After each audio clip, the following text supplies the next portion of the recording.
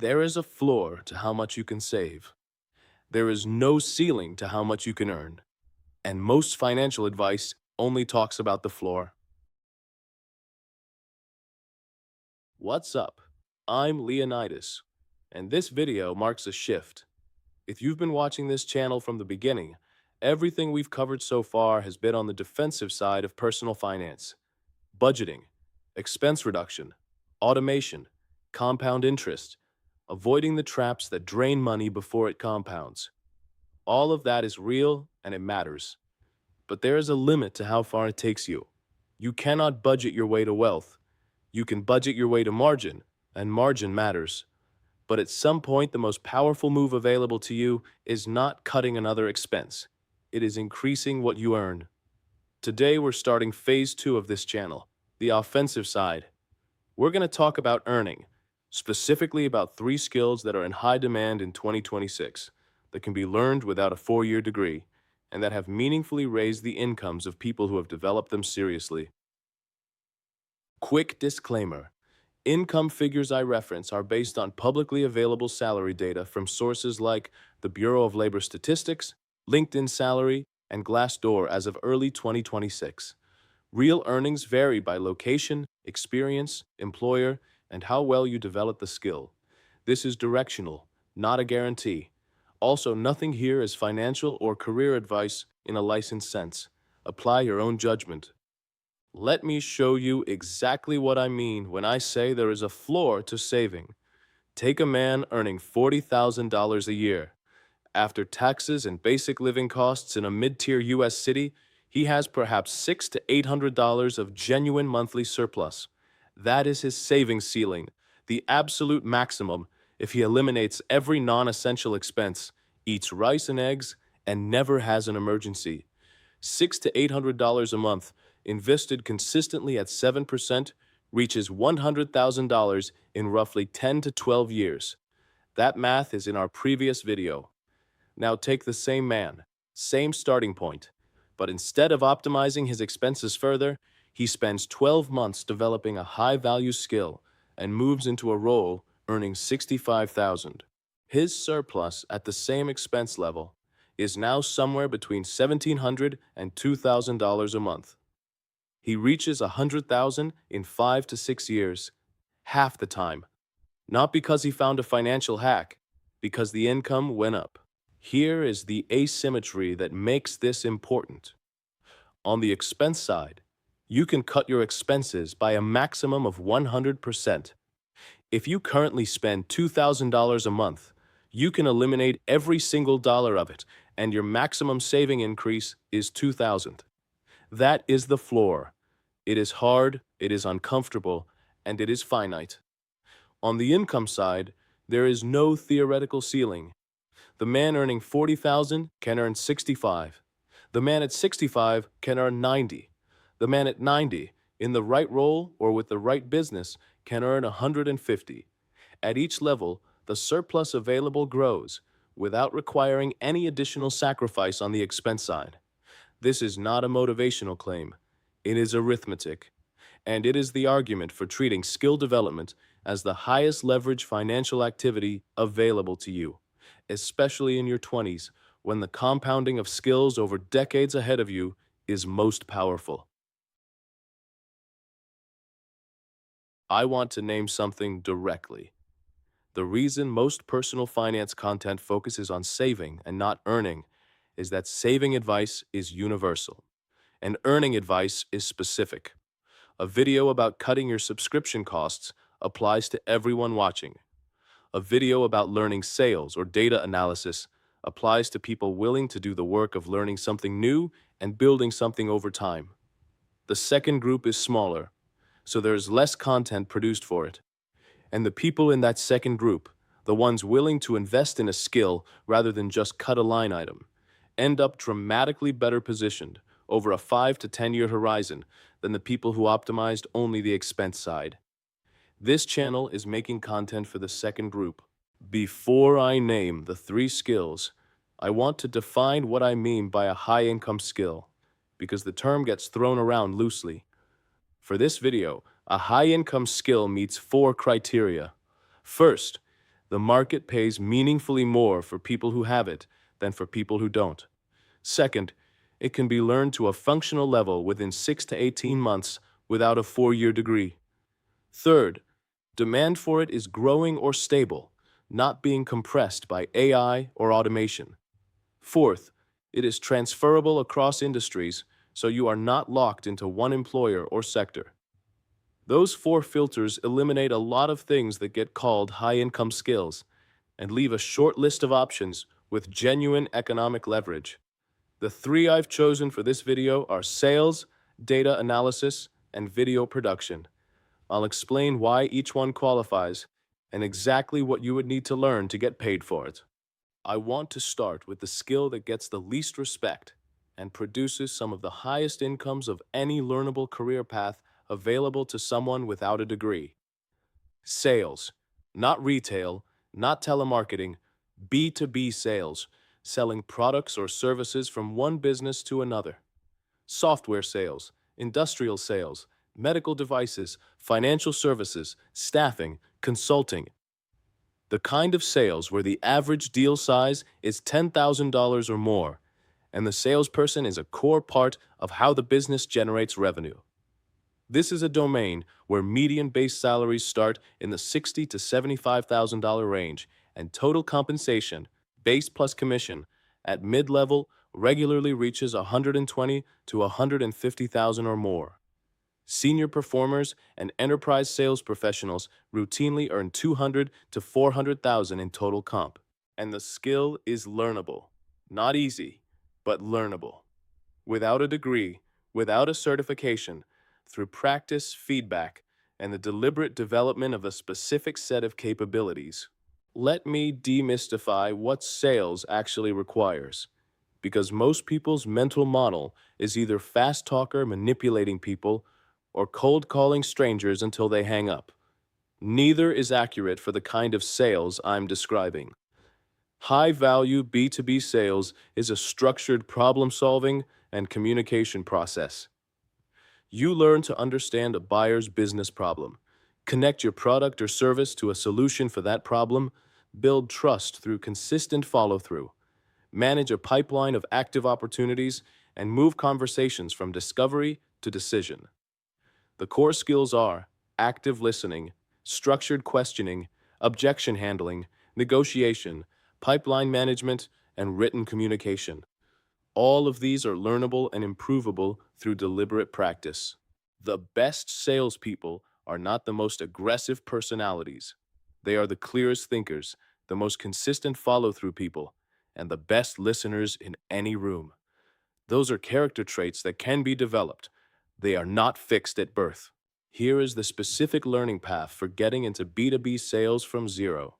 Phase 1. Understand the fundamentals. Read Spin Selling by Neil Rackham and The Challenger Sale by Matthew Dixon and Brent Adamson. Both are based on actual research into what top salespeople do differently. This takes 4 to 6 weeks of evenings. Phase 2. Learn a CRM. Salesforce and HubSpot are the 2 dominant platforms. Both have free learning resources. Salesforce Trailhead is a free structured certification path that is recognized across the industry. Get the certification. It costs nothing except time. Phase 3. Get entry-level reps.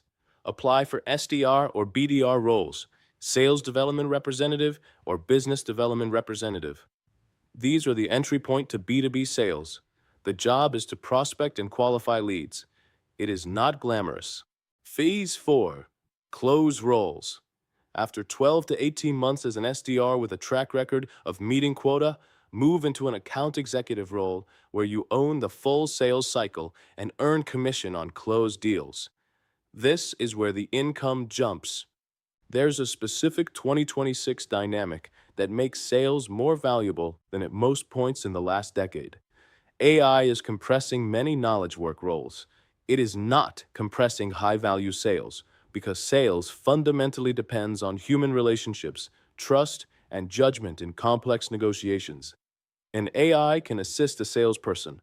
It cannot replace the human credibility that a senior enterprise rep has built over 5 years with a specific buyer. At the same time, The post-pandemic economic environment has put pressure on companies to be more rigorous about revenue generation.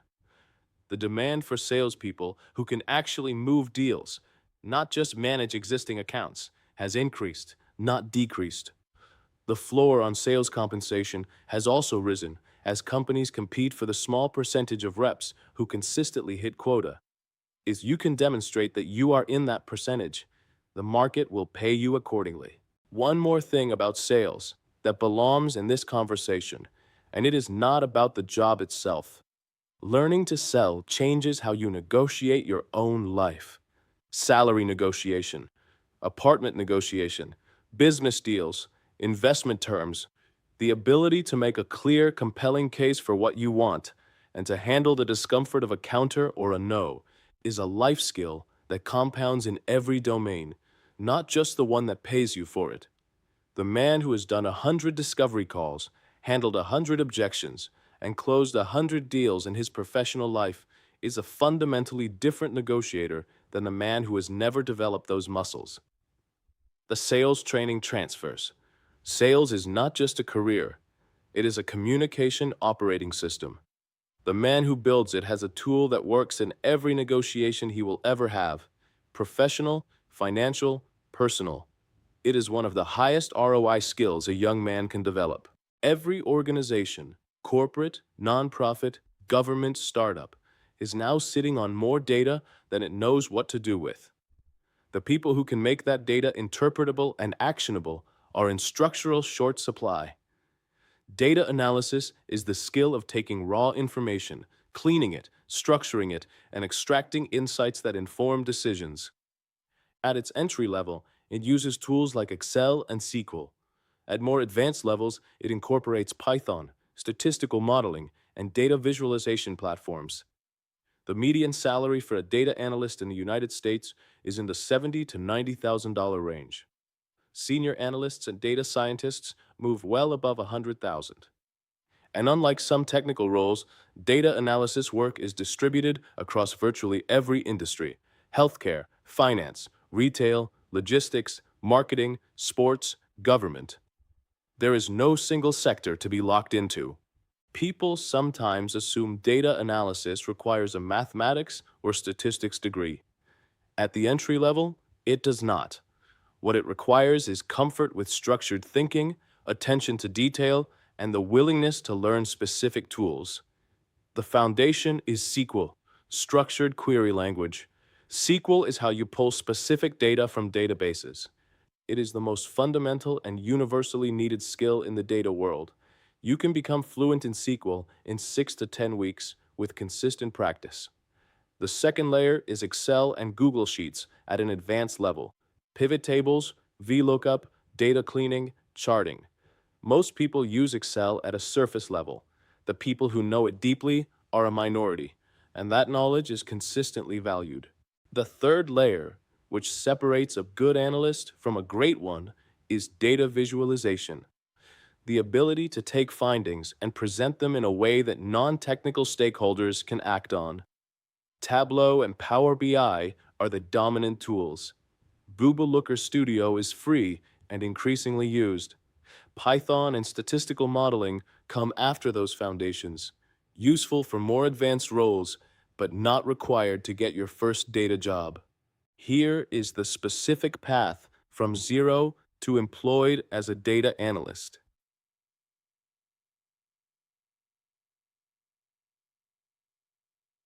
Here is the 2026 dynamic for data analysis, and it is counterintuitive.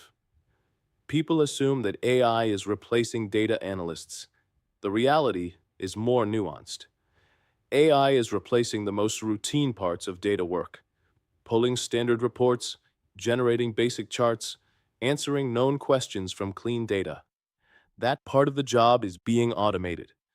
But AI is creating more need, not less, for people who can ask the right questions of data, interpret ambiguous findings in business context, design the measurement frameworks that determine what gets tracked, and present insights to decision makers who cannot evaluate the data themselves. The analyst who can use AI tools to do the work of 3 junior analysts while applying the human judgment to direct that work and communicate the results, is in a stronger position in 2026 than an analyst who has never touched AI tools. The skill set is evolving. The underlying demand is growing. Like sales, data analysis changes more than your job. It changes how you think. The person who has spent a year working with data develops a reflexive skepticism about claims without evidence, a habit of asking, "How do we know that?" before acting on information, and the ability to distinguish between correlation and causation in everyday decisions. Those are not just professional skills, they are thinking skills that make you a better investor, a better business decision maker, and a harder person to manipulate with statistics, which, in a world awash with misleading information, is genuinely valuable. The third skill is the one that gets the most skeptical reaction when I bring it up in financial contexts. And I understand why. Video production sounds like a creative passion play, something you do if you want to be a YouTuber and hope it works out. I spent real time in the Passion Trap video explaining why building a career around passion is risky. So let me be precise about what I mean here, and why video production as a professional skill, sold to businesses rather than built as a personal channel, is a completely different economic proposition. Businesses need video, not want, need. Product demos, training content, social media ads, corporate communications, event coverage, recruitment videos, website explainers. The demand for competent video production professionals across the corporate, agency, and small business world has grown consistently for the last decade and continues to grow in 2026. A skilled videographer or video editor who works with businesses, not building their own channel, but serving clients, can earn 60 to 100,000 as an employee, or significantly more as a freelancer or small agency owner. Professional video production for business clients breaks into two primary areas: production and post-production. Production is the shooting side, operating a camera, understanding lighting, recording clean audio, directing on-screen talent, or managing interview setups. The technical bar for competent shooting has been lowered dramatically by modern mirrorless cameras and smartphones at the higher end. The skill gap is not in the equipment, it is in the eye, the preparation, and the professionalism.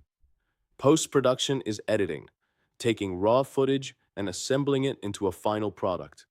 Cutting, color grading, audio mixing, motion graphics, titles. Adobe Premiere Pro and DaVinci Resolve are the industry standard tools. Both are learnable.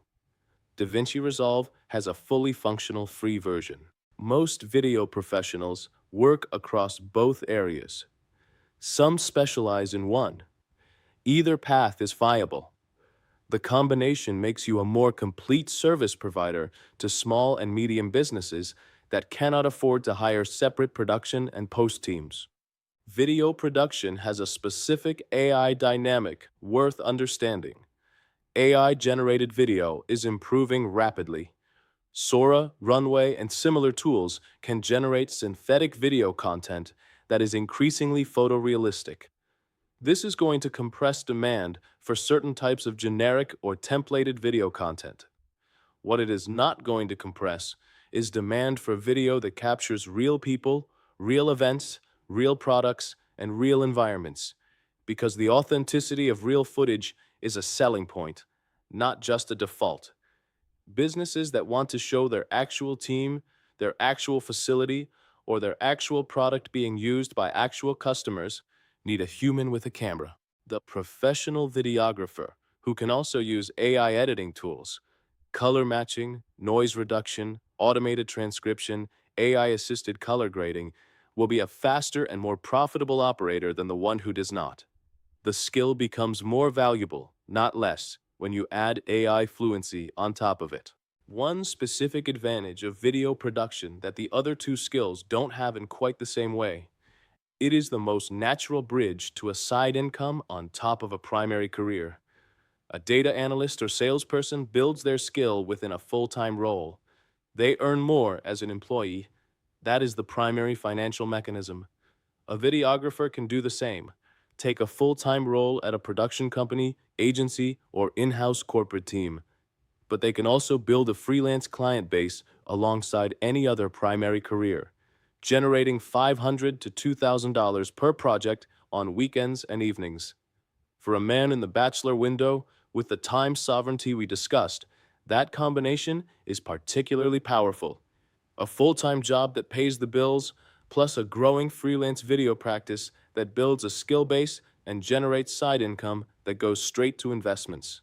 I've given you 3 skills. You don't learn all 3 simultaneously.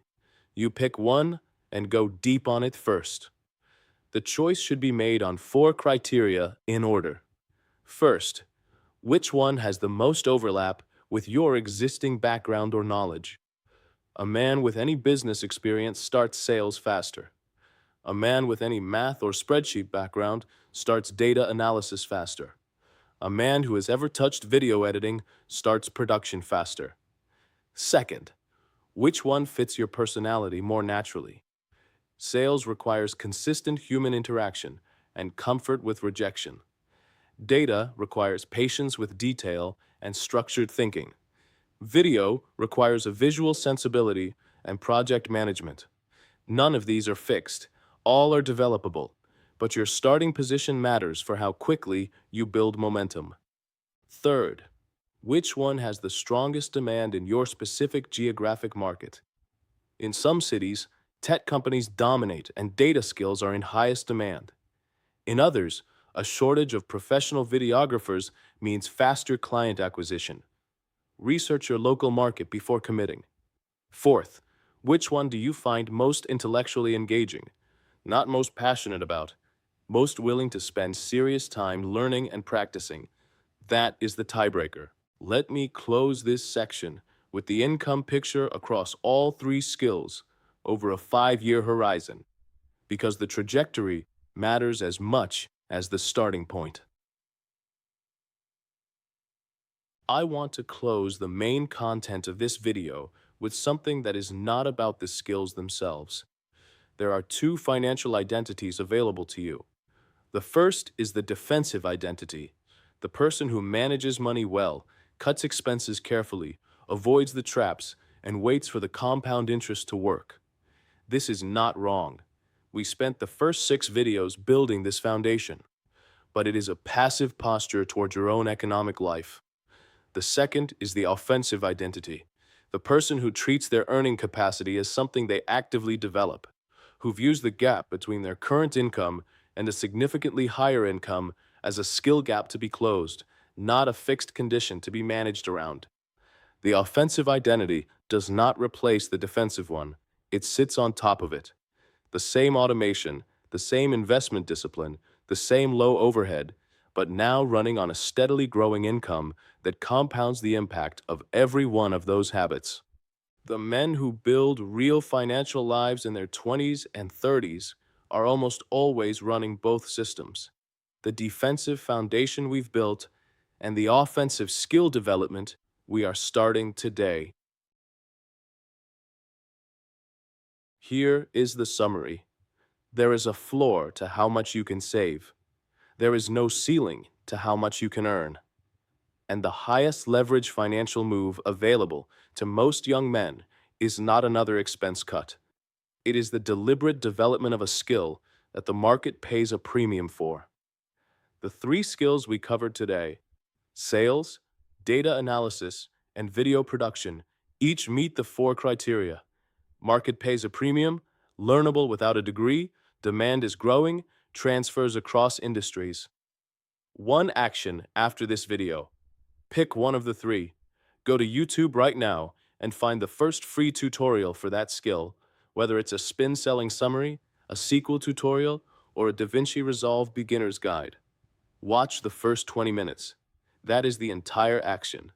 Not a commitment to a year of training, just the first 20 minutes. The men who end up building these skills are almost never the ones who made a grand decision to change their career.